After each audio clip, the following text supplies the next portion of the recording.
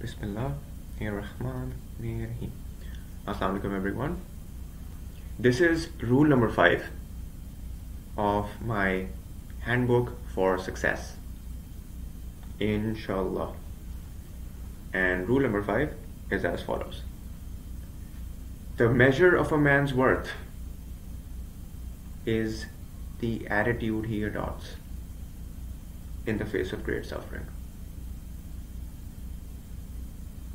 Now, rule number 5 is certainly not my original formulation. I have rephrased and to some degree amended what the Austrian psychiatrist and Holocaust survivor Dr. Viktor Frankl preached after his experiences in Nazi concentration camps. And here I'll read out from his entry in 50 Psychology Classics.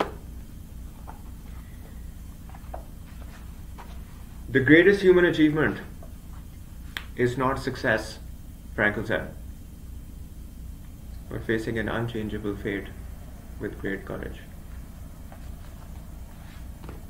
Now, if rule number 5 sounds familiar to you, it's because it echoes what is stated in the Quran. Here I'll refer you to Surah Al-Baqarah, verses 155 through 157. And the translation is, as always, Sahih International. And we will surely test you with something of fear and hunger, and a loss of wealth and lives and fruits. But give good tidings to the patient, who, when disaster strikes them, say, Inna lillahi wa inna ilayhi raji'un. Indeed, we belong to Allah, and indeed to Him we will return. Those are the ones upon whom are blessings from their Lord and mercy, and it is those who are the rightly guided.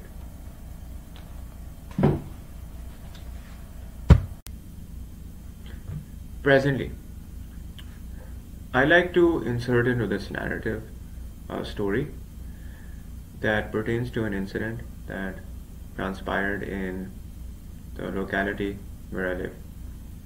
This was just over 3 months ago.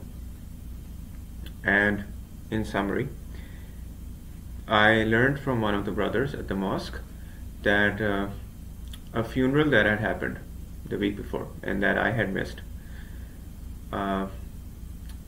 basically what had led to the outcome was that a young man, 30 years of age, had caught fire accidentally, and he had succumbed from the burns. So hearing this, on my insistence, him and some people who lived in the same block as the deceased had lived in, they obliged my request to take me to the door of the family so that I could express my condolences.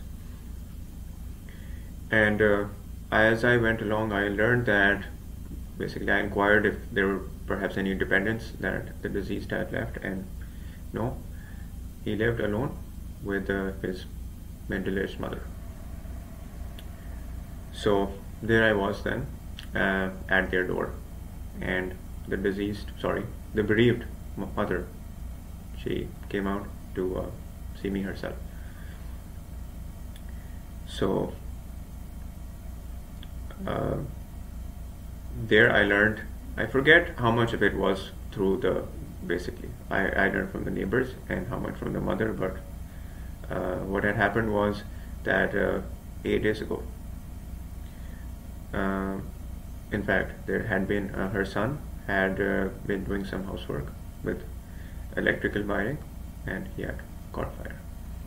And he went out into the street aflame, and the neighbors came and they tried to dampen out the flames, but either the burns were too severe or the flames were too severe, and basically he perished.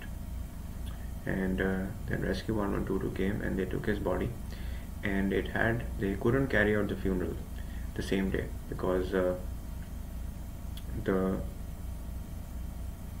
other children of the bereaved mother, they were all abroad, and they rushed back, but the funeral had to be delayed till the next day. So I'll take a moment and ask you, ask you to take a moment and just imagine the anguish of this person who had de facto 8 days ago seen her son burn alive, and she recounted all of this to me. And what might have been expected of her, or from any person who had been through anything resembling a trial such as this. And here you might share my astonishment that while her voice was definitely trembling and she was shaking, she, if there were any tears, I struggle to remember, but certainly she didn't burst into tears. She held her own, and she said to me, बेटा, जिंदगी में ये चीज़ें तो हो जाती हैं.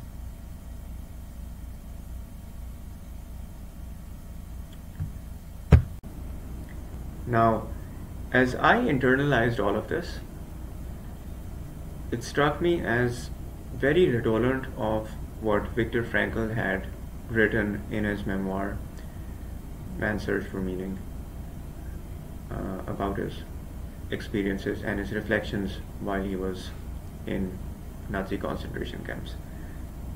And if you haven't read Man's Search for Meaning, then I'll give you a brief overview of what Viktor Frankl, basically what his circumstances were. He had been, along with his parents, his wife, and I believe his sister as well, they had all been imprisoned by the Nazis. And his wife had perished and his parents had perished. I think his sister survived. And Viktor Frankl was there in one of the concentration camps, and any number of men had starved to death right in front of him. And he was like anybody else, he was wasting away as well. The footage is way too graphic to show here, but you can see that the men are mostly naked and they have wasted away. And he writes somewhere in this book, he wrote that some of the men were just lying in pools of their own excrement, having given up every ounce of hope. And here he remembered something that is now attributed to him. But he had, as I now understand, he had read of this, the following, while he was a doctoral student of philosophy. All the same, I'll read out from the memoir here. This is his interior monologue.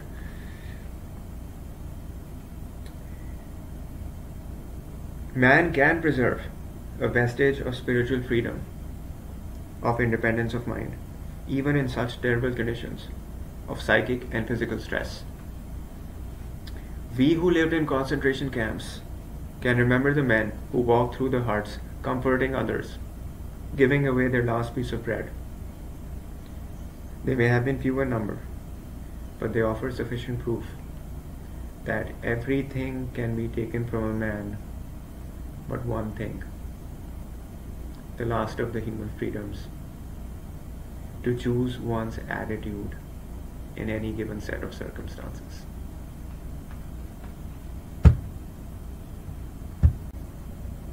The measure of a man's worth is whether, when calamity befalls him, he proves equal to it. That he recognizes that in the story of his life, this is it. This is what he was forewarned about. And surely we shall test you. And when everyone else around him is pointing fingers, saying that if so and so had not done such and such, this wouldn't have happened, he holds on tight to Surah Al-Hadid, verse number 22. No disaster strikes upon the earth or amongst yourselves, except that it is in a register before we bring it into being. And so he recognizes what's in front of him, while he has no choice but to suffer. he does have the choice to endure that suffering with grace and dignity. How fortunate Muslims are that we grow up with the phrase Inna lillahi wa inna ilayhi rajiun, part of the common tongue.